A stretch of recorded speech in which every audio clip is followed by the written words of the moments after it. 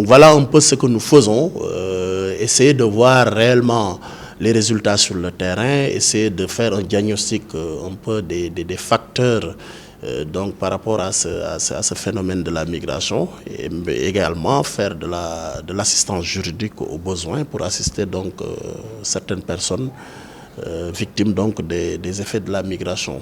Mais il est évident que de ce point de vue également, il faut considérer qu'il n'y a pas que le comité simplement. C'est-à-dire nous allons le faire en collaboration avec toutes les autres organisations qui évoluent dans le domaine, parce que la question de la migration est une question très complexe qui ne peut pas être donc résolue par une seule organisation. Nous, peut-être, c'est l'aspect droits humains qui va beaucoup plus nous préoccuper, mais il est évident que la migration, comme je l'ai dit avec la question des ressources minérales, c'est une question transversale qui interpelle d'autres problématiques sur le plan économique, sur le plan social, mais la dimension droits humains doit être prise en compte. Et c'est ce que nous... Vous savez, n'oublions pas également que nous sommes dans l'espace CEDEAO et le Niger est membre de la CEDEAO, et le traité de la CEDEAO stipule la libre circulation des personnes et des biens. Surtout que ce sont des migrants.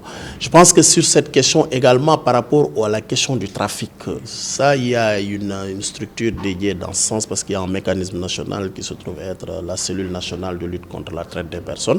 Il est vrai que de par notre mandat général, nous pouvons traiter de ces questions-là.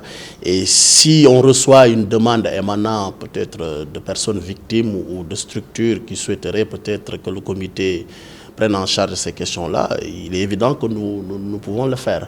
Mais il faut savoir que, c'est-à-dire quand nous traitons de la question de la migration de façon globale, que l'on traite cette question. Donc il n'est pas exclu aujourd'hui que la question des migrants nigériens soit prise en compte. Mais ce que je voulais dire, c'est que de la même façon qu'on le fait également, nous travaillons souvent en étroite collaboration avec le mécanisme national. Par exemple, si c'est la question des migrants, nous travaillons tout naturellement avec la cellule nationale.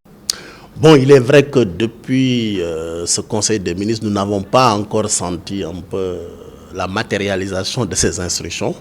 Mais bon, tout compte fait, je pense que c'est des ministres qui ont bien entendu, qui ont bien noté ces instructions qui sont données par le président de la République. En tout cas, nous, de notre côté, nous ne manquerons pas de leur rappeler cela, parce qu'effectivement, le Comité sénégalais des droits de l'homme a besoin d'être accompagné.